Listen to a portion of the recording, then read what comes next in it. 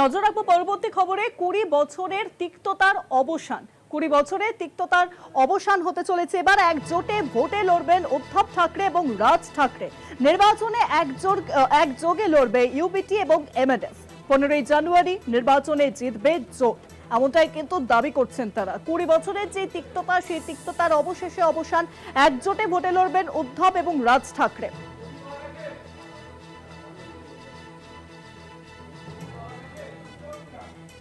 একযোগে ভোটে লড়বেন উদ্ধব এবং রাজ ঠাকরে।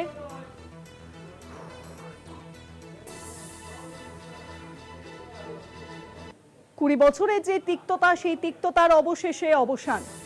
একযোগে ভোটে লড়বেন উদ্ধব ঠাকরে এবং রাজ ঠাকরে, এমনটাই বললেন উদ্ধব ঠাকরে।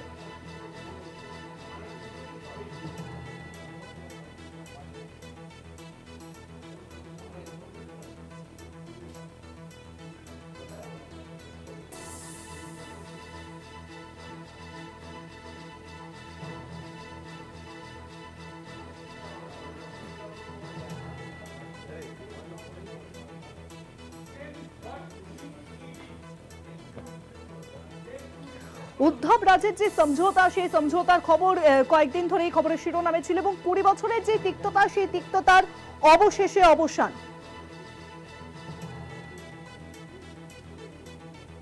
দু দশক বাদে একজোটে হয়ে ভোটের ময়দানে এবার ঠাকরে পরিবার। উদ্ধব ঠাকরে তিনি ইতিমধ্যেই ঘোষণা করেছেন আশাবাদী রাজ ঠাকরে। বিস্তারিত পুরো বিষয়টি জানাবেন, ফোন লাইনের সঙ্গে রয়েছেন প্রতিনিধি অঙ্কুর ভট্টাচার্য। অঙ্কুর দা, একসঙ্গে উদ্ধব ঠাকরে রাজ ঠাকরে 2006-তে নতুন দল মহারাষ্ট্র নবনির্মাণ সেনার ঘোষণা করে রাজ ঠাকরে বাল ঠাকরে শিবসেনা থেকে আলাদা হয়ে গিয়েছিলেন। তারপর থেকে তিনি তার মতো করে চলছিলেন। এর মাঝে উদ্ধব ঠাকরে মুখ্যমন্ত্রী হয়েছেন মহারাষ্ট্রে।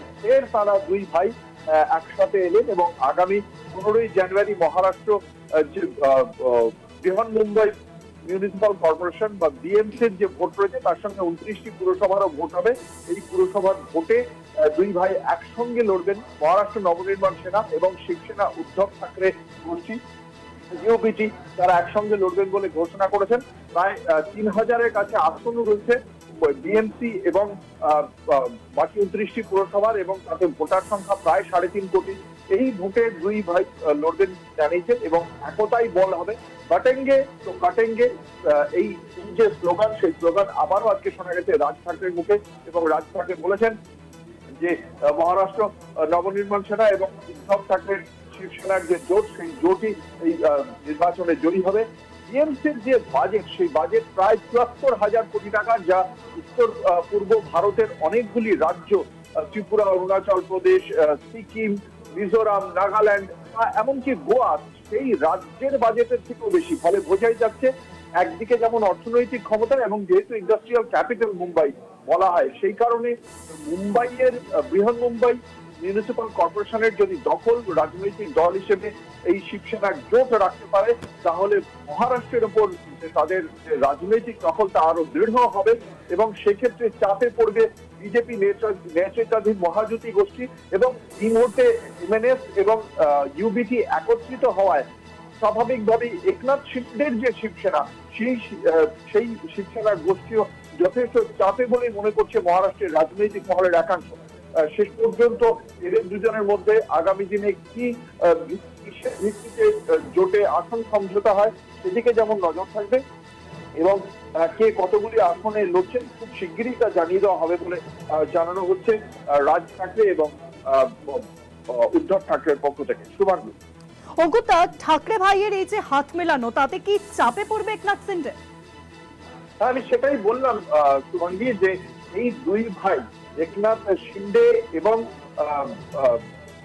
বিজেপি দুজনেই চাপে পড়তে চলেছে। কারণ ইউবিটি এবং এমএনএস তারা যদি একত্রিত হয়, তাহলে মহারাষ্ট্রের মুম্বাইয়ের বেশ কয়েকটি অংশে মারাঠি ভোট একত্রিত হয়ে শিবসেনার মূল যে জায়গা, অর্থাৎ রাজ ঠাকরে এবং উদ্ধব ঠাকরে, তাদের যে ভোট সেখানেই যেতে পারে। সেক্ষেত্রে একনাথ শিন্ডে, যিনি পরে শিবসেনা থেকে বেরিয়ে এসেছিলেন, তার দিকে সেই ভোট যাওয়ার সম্ভাবনা কম বলেই এই মুহূর্তে দাঁড়িয়ে মনে করা হচ্ছে।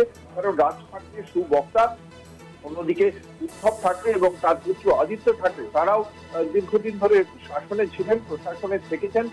এখনো পর্যন্ত স্বচ্ছ ভাবমূর্তি বলেই রাজনৈতিক মহলের একাংশের ধারণা। সেক্ষেত্রে একনাথ শিন্ডে যেরকম ভাবে বিজেপির কাছে আত্মসমর্পণ করেছেন, শিবসেনা হিসেবে তা কখনোই মেনে নেওয়া যায় না বলেই দাবি উদ্ধব ঠাকরে গোষ্ঠীর। ফলে সেক্ষেত্রে মারাঠি ভোট একত্রিত হয়ে এমএনএস এবং ইউবিটির দিকে যেতে পারে, চাপে পড়তে পারেন একনাথ শিন্ডের শিবসেনা গোষ্ঠী। শুভাঙ্গী। অনেক ধন্যবাদ অঙ্কুরদা, নিউজরুম ফোন লাইনের সঙ্গে ছিলেন প্রতিনিধি অঙ্কুর ভট্টাচার্য।